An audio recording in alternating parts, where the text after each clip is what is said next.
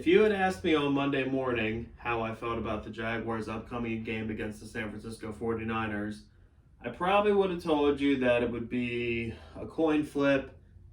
If any advantage to the Jaguars whatsoever, it would only be because the 49ers are making the cross-country trip, which always puts the other team at a disadvantage. However, after Monday Night Football happened, when the 49ers beat the Rams, I think it was like 31-10 or something like that. I'm kind of singing a different tune after that. Now, again, that's a division game. Weird things happen because the 49ers are not better than the Rams. Anything can happen in division games, but that game definitely made me think about the 49ers a little differently than I was in the beginning of the week. Now, it could be a good thing for the Jaguars in the sense of, and again, I'm getting into like football, voodoo, mind game crap, which doesn't really exist. But the 49ers are obviously on a huge high right now, having beat their division rival, the Rams, who are leading the division. They're one of the top seeds in the NFC, and beating them like they did on prime time. They're going to be coming off a big high, and they're going to be looking at the Jaguars like, well, that's another win. Which they should, because we suck. But it could go one or two ways. The 49ers could ride that high, and they could drop 50 on us, and the Jaguars could continue being the Jaguars. Or it could be a classic trap game. Well, it's not so much of a trap game, because the 49ers are only 4-7. They're not that good themselves. But they are better than us. They are better than us, which isn't really saying much, but they are better than us. I'm kind of torn how I feel about this. Like I said in the beginning of the week, I probably felt a little bit better with the 49ers making the cross-country trip. If it was in San Francisco, the game would already be over. The 49ers would have already won. But it's a little bit more up in the air contest with them coming to Jacksonville because of that cross-country trip. I'll dive a little bit into some of the key players. It's kind of common sense if you know the NFL. When it comes to the 49ers, I think I'm a little bit more high on Jimmy Garoppolo than a lot of people are. I know if I was a 49ers fan, I would have been furious with them trading up in the draft for Trey Lance, just because I don't think that Jimmy Garoppolo, it was really their issue. I don't think he's that bad. Yeah, maybe he's not an elite quarterback, but I don't think he's as bad as some people say he is. Especially if you get him on a good week, he can definitely tear you up. And he can tear you up with Deebo Samuel, who is what Laviska Shenault should be. And obviously they have the best tight end in the NFL, George Kittle, who the Jaguars historically have been dominated by tight ends, average tight ends. So unless the Jaguars can keep up the recent trend in the last 2 weeks where we're actually playing good, competent defense, George Kittle could have 150 yards on Sunday and a couple of touchdowns because he can literally take over a game like that. So the Jaguars obviously have to game plan against George Kittle. With that, the 49ers also have a pretty solid running game. So luckily, that is one of the few things the Jaguars are good at. Outside of a few runs last week, I actually really thought the Jaguars did a good job handling the Colts run game last week. And hopefully they can do the same thing, because if they can keep Jimmy Garoppolo in obvious passing situations, like I said, obviously he has two really good options in Deebo Samuel and George Kittle. But it's all about stopping the run, making obvious passing situations, because if we were playing Trey Lance, it'd be a little different with him scrambling out of the pocket. He's much more of a mobile quarterback, but since we're playing Jimmy Garoppolo is much more of a pocket passing statue type quarterback.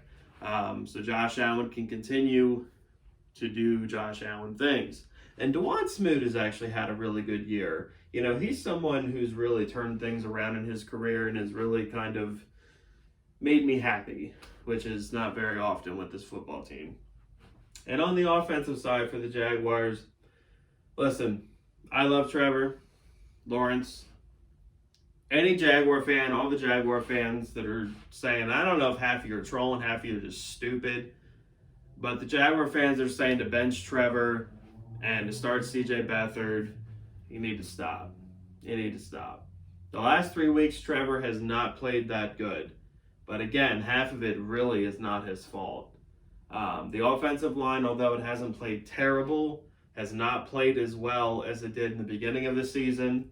At least with pass protection, the Jaguars are still, for the most part, pretty solid at running the ball. But then again, I think most of that is just James Robinson is that good. But with pass protection, especially, I feel like last week I felt like we weren't as strong as we have been in the past. Receivers got to catch the ball. I mean, it's stupid, but it's simple. Stupid but simple. We have got to get more people involved in this offense than just Jamal Agnew and Dan Arnold. Those are the only two people that Trevor throws to. And it's probably because they're the only two people that get open. I mean, it's you wonder why the offense doesn't score points. You throw into a journeyman tight end and an ex-corner/kick returner. What do you expect? What do you expect? So hopefully James Robinson is back starting, not Carlos Hyde. I don't want to see Carlos Hyde at any critical key points in this football game. No 3rd and 1s in the 3rd and 4th quarter where the Jaguars have to convert to keep the drive alive and keep the game going. No Carlos Hyde, Urban Meyer. Put James Robinson in. So this way you don't have to stand on the press conference and say, well, I didn't know. Didn't know Carlos Hyde was back there. Didn't know James Robinson was on the sideline. We feel good about Carlos. Do you? Do you feel good about Carlos? Because I don't feel good about Carlos, and none of you watching feel good about Carlos. Because Carlos is not as good as James Robinson. Put James Robinson in the game on 3rd and 1, 4th and 1, or take your 6'6", 230-pound quarterback and have him do this. Stupid. That's my little rant for the video. Hopefully J-Rob's healthy. Hopefully they feed him. Hopefully we're able to make long, consistent drives, keep the ball out of Jimmy Garoppolo's hands, eliminate those possibilities of him hitting the big play to George Kittle as much as possible. Laviska Shenault, catch the football. Marvin Jones, move your old bones, get open, catch the football. You know, expand the offense a little bit. Now, I understand it's hard. It's hard because we really don't have that much options. But do your job. Do your job. Get open, catch the football. And again, I hope the last 3 weeks are just an anomaly. I hope he fixes it this Sunday and moving forward. But I have found that even when receivers are getting open, Trevor is sometimes missing the easy throws. Not a lot of times, but he's sometimes doing that. That has to be corrected as well. And hopefully it will on Sunday. We're going to find out. I think the Jaguars can win this game. Will they win this game? Probably not, because how can I definitively predict them to win anything? I hope they win. I hope they win because I always do. And then they play Atlanta next week. That's another winnable game. Listen, although as much as last week hurt, okay, I hated losing to the Colts the way that we did. I will take those games where it comes down to the 4th quarter, it comes down to a moment in that game, whether or not we win or not, then to be down 24-3 at halftime, and by the end of the game, it's like, 50-17 or whatever that we've seen for years and years and years. I'm okay within this first year of the Urban Meyer, Trevor Lawrence era, where we sprinkle in a couple wins, and the ones that we lose are like last Sunday. As much as they hurt,